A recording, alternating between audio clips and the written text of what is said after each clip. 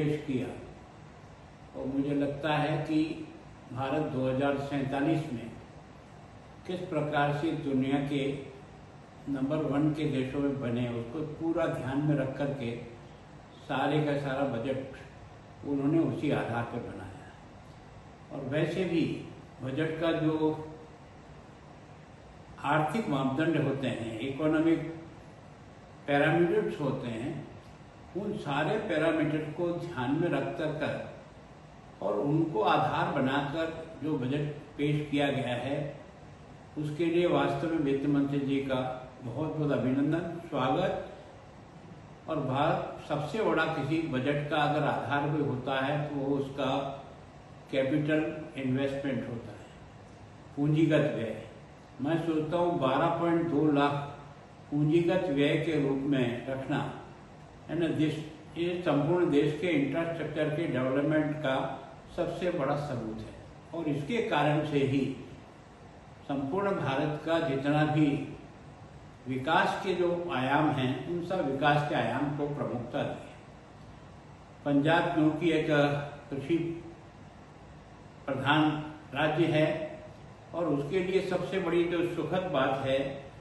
कि उन्होंने एक तरह से एग्रीकल्चर एक्सटेंशन सर्विस को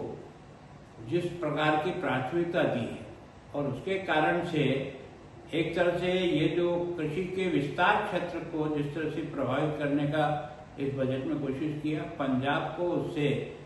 भविष्य की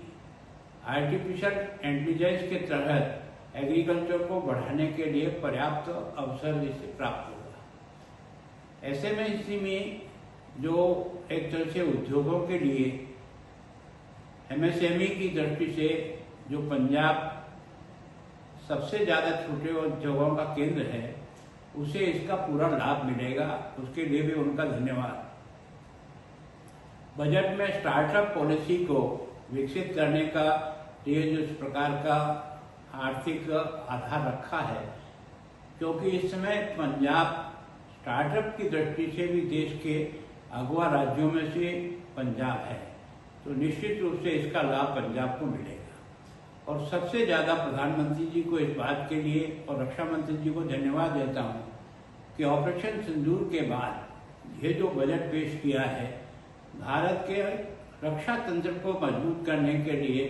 बजट में 21% की बढ़ोतरी करना एक तरह से वास्तव में भारत को एक सशक्त